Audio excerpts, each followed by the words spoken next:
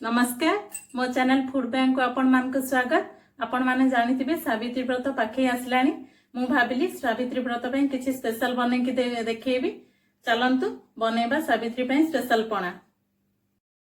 चलंतु प्रथमे छेना बाहर करनबा। मु 1 लीटर क्षीर नेछि, सेथिरे 1 स्पून विनेगर ऐड कर देछि। देखंतु छेना हमर रेडी हे गेलानी।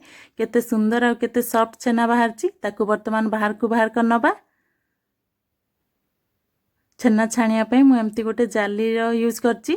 जाली उपरे गोटे कॉटन कपड़ा को रखी दउची, जा द्वारा छेना गुड़िक कॉटन कपड़ा रे रही जिवो, बाकी पानी गुड़ाक तले रही जिवो। आपण माने जे कोनोसी छाली माध्यम रे एमती कॉटन कपड़ा पके की यूज करि परिबे। वर्तमान ताकू हमें छाणी नबा।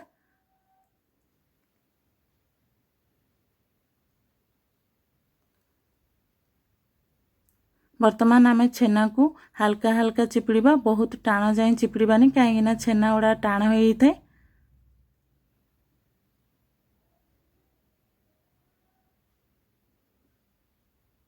मन रखिबे ए पानी टाकू फोपाड़ीबेनी, फ्रिज रे रखिदेबे। नेक्स्ट टाइम छेना छिंडेला बेले यूज करि परिबे। ताकू वर्तमान नॉर्मल पानी रे 2 रु 3 थर धोई दबा, कहीं ना हमर सेथिरे विनेगर यूज हेची, काले पिता लागिबा, सेति पई आमे ताकू 2 रु 3 थर धोई दबा।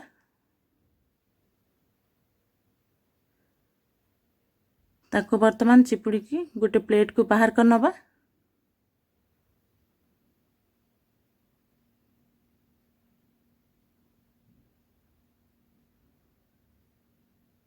देखंतु छेना हमर केते सुंदर और केते सॉफ्ट हेची। चलंतु वर्तमान नेक्स्ट प्रोसेस स्टार्ट करिबा। मो पणा पई 1 लीटर क्षीर नेची, सेथिरे किछि चीनी को ऐड कर दउची। आपण माने आपण मान को मीठा अनुसार चीनी को पकेइबे। चीनी क्षीर उषुम थिला बेले ही आम पकई परिबा, जा द्वारा चीनी जल्दी मेल्ट हो जाए। ताकू आमे 2 रु 3 मिनिट एमती कंटिन्यू ताकू चलेइबा।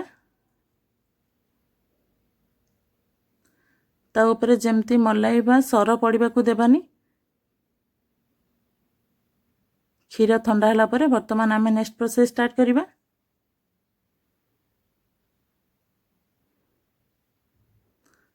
देखंतु मु किछि गोलमरिच और किछि अलैच को एमती कुटी रखिछि।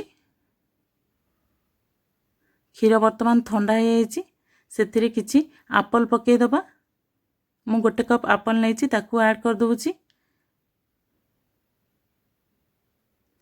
किछि कदली भी पके दबा। कदली पकाया द्वारा बहुत टेस्ट बाहरी थाए। अंगूर भी पके देली। वर्तमान सेथिरे डालिंब पके दबा 1 कप। मो फाळे नड़िया को एमती कोरी रखिथिली, ताकू भी पके दबा। वर्तमान सेथिरे 2 कप छेना पके दबा।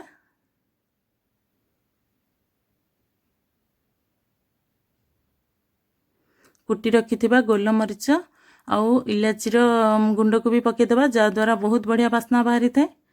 वर्तमान से सब को भला भाबे मिक्स कर दबा।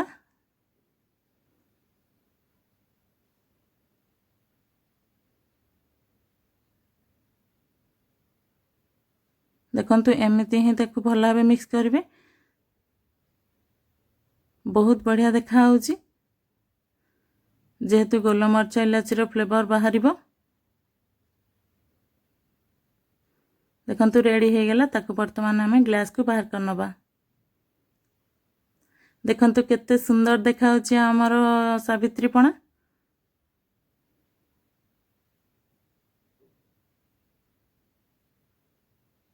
पवित्र सावित्री व्रत रे मो स्पेशल पणा सहित आपण मान को शुभेच्छा और शुभकामना जणाउची।